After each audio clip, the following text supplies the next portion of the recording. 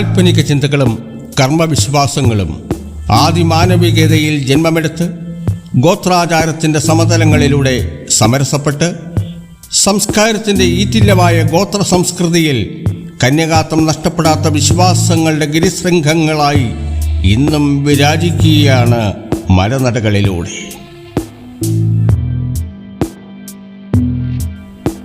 അന്യാദൃശ്യമായ വിശ്വാസത്തിൻ്റെ മഹാസരണിയിൽ സരളദർപ്പണങ്ങളായി പ്രതിബിംബിച്ചു കാണുന്ന വിശ്വാസ പ്രമാണങ്ങളുടെ അന്തസാരങ്ങളിൽ ആത്മദർപ്പണത്തിൻ്റെ അഭിനിവേശമുണ്ട്, ആത്മാർത്ഥതയുണ്ട്.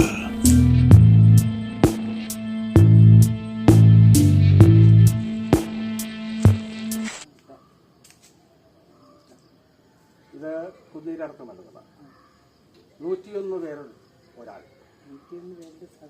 സഹോദരി 100 പേരുടെ സഹോദരിയായ കുന്നിരാടത്തമ്മ ദുഷ്ടള.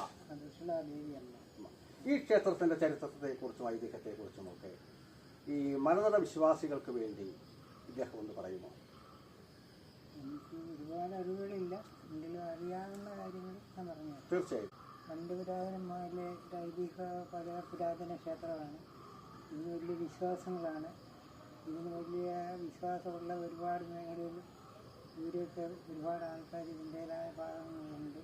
കാരണം എന്ന് പറഞ്ഞാൽ ഈ കുടുംബക്ഷേത്രമായിട്ട് പിന്നെ അവരുടെ വിശ്വാസികളായിട്ടും ഒരുപാട് പേര് ഈ ഉത്സവത്തിന് എല്ലാ കൊടിയേറുന്ന നാളുപോലെ ദിവസം മുതലേ ഇവിടെ വരുന്നതാണ്. ഇവിടെ കൊടിയേറ്റം എന്താ? കുംഭമാസത്തിലെ ആദ്യത്തെ ഞായറാഴ്ച. അപ്പോൾ ഉത്സവം തൊട്ടടുത്ത ഞായറാഴ്ച, ഇന്നത്തെ അടുത്ത അതിൻ്റെ രണ്ടാമത്തെ ഞായറാഴ്ച ഏറ്റവും ദിവസം കൊടിയേറി കഴിഞ്ഞാൽ ഈ പ്രദേശത്ത് കൃഷി ഉൽപ്പന്നങ്ങളോ വളർത്തുകയോ കൊടുക്കുകയോ ഒരു ജോലികളില്ല. 10 വർഷം ഭൂമിയിൽ കൃഷി ചെയ്യുന്ന യാതൊരു സംഭവങ്ങളും ഇല്ല. അത്ര വിശ്വാസത്തോടു കൂടിയാണ് നടക്കുന്നത്. പിന്നെ ഇതിൻ്റെ ഈ കൊട്ടാരത്തിലൊരു മർദ്ദാവുണ്ട്. അവിടേക്ക് ആ മർദ്ദാവൂരും കഴിയാതെ 8-11 ദിവസം കഴിയാതെ ഒരു ജോലികളില്ല ഈ നാട്ടിൽ. ഈ പ്രദേശത്ത് ഈ കുന്നിരാടത്ത് എന്ന് പറയുന്ന സ്ഥലവുമായി ബന്ധപ്പെട്ട പ്രദേശങ്ങളിൽപ്പെട്ട എല്ലാവിധ കാർഷിക പ്രവൃത്തികളും നിർത്തിവെക്കുകയാണ് ഈ ദേവിയോടുള്ള ബഹുമാന സൂചകമായിട്ട് ഉത്സവങ്ങൾക്ക് വേണ്ടിയിട്ട്. ഇപ്പൊ ഇവിടുത്തെ ഇത് കഴിഞ്ഞെങ്കിൽ മാത്രമേ ഉള്ളൂ പെരുവരുത്തി മലനടയിലെ ഉത്സവം. അത് മീനമാസത്തിലെ ആദ്യത്തെ ഞായറാഴ്ച കൊടിയേറി, ആദ്യത്തെ വെള്ളിയാഴ്ച കൊടിയേറി, രണ്ടാമത്തെ വെള്ളിയാഴ്ച. ഇപ്പോഴും ഗോത്രാചാരങ്ങളാണോ നിലനിൽക്കുന്നത്? അതായത് പഴയ കാലഘട്ടത്തില് മലദൈവങ്ങളെ ഈശ്വരനായി സങ്കല്പിച്ച് ആരാധിച്ചു വന്നിരുന്ന ഒരു ഗോത്ര സമൂഹത്തിന്റെ വിശ്വാസത്തിന്റെ ഭാഗം തന്നെയാണല്ലോ കുന്നിരാടത്ത് മലനടയിൽ. അപ്പൊ ഈ മലനടയിലും നമ്മൾ മറ്റു മലനട ക്ഷേത്രങ്ങളില് പൗരാണികാചാരം പോലെ തന്നെ അടുക്കെ, കോഴി, കള്ള്, ചാരായം, മണി, കൊടി, ഇതേപോലുള്ള മുത്തുകുട വിശ്വാസങ്ങളുടെ പ്രതീകങ്ങളെല്ലാം കൊണ്ടുവന്ന് ഈശ്വരന്റെ പാദങ്ങളിൽ സമർപ്പിച്ച് അനുഗ്രഹം പ്രാപിക്കുകയാണ് നമ്മൾ ആഗ്രഹിക്കുന്നത്. അത് തന്നെയാണ് നടന്നുകൊണ്ടിരിക്കുന്നത്. ഇതിന് ഇവിടുത്തെ ചടങ്ങെന്ന് പറഞ്ഞാൽ മടക്കട പൂജയാണ് ഇതിന്റെ പ്രധാന ചടങ്ങ്. മടക്കട പൂജ യാത്രപ്പുറത്ത് ഇതിൽ കൃഷി ചെയ്യുന്നു. ഇതിന്റെ വയലുണ്ട്, കുന്നിരാടത്ത് മലനട വയലുകളുണ്ട്. ഇതിന്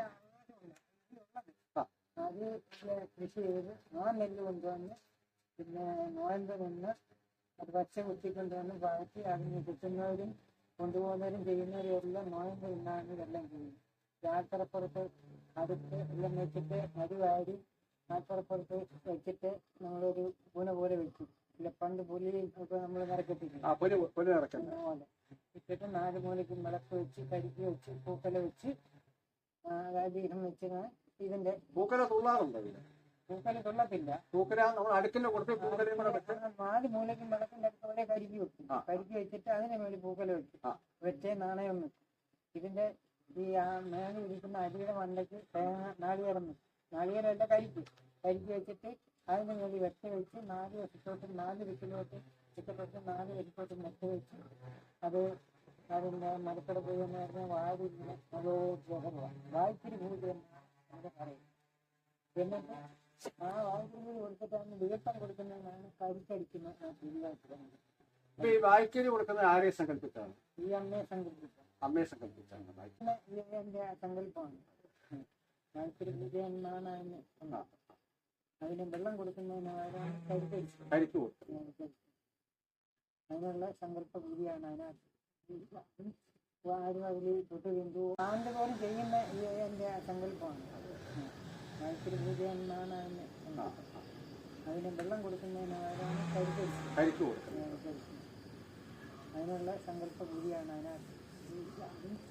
ആരും അതിൽ തൊട്ട് ഹിന്ദു അതിൽ ഇറങ്ങുമോ ഒന്നും ചെയ്തിട്ടില്ല. നമ്മൾ ഊരായ്മക്കാരല്ലാതെ അതിനകത്ത് ആരും ഇറങ്ങും. അപ്പൊ ഊരായ്മക്കാർ തന്നെയാണ് അവിടെ കരിക്കടിക്കുന്നത്. ഈ ഊരാടി തന്നെ നമ്മൾ ചെയ്യുന്ന ഞാൻ ചെയ്യുന്ന ഊരാടി തന്നെ ഈ ഒറ്റയ്ക്ക് എല്ലാം ഒരുക്കുന്നു. പിന്നെ ഈ തുണിയാളികളുണ്ട് നമ്മൾ സഹായിക്കാൻ നമ്മുടെ കൂടെ വയ്ക്കുന്നു. അവരും ഇതുപോലെ തന്നെ ഇത്രയും ദിവസം മോയം ചെയ്യുന്നതാണ് നമ്മുടെ കൂടെ വയ്ക്കുന്നത്. ഞങ്ങൾ ആ കൊട്ടാരത്തിൽ തന്നെ ഉറക്കം വെക്കും.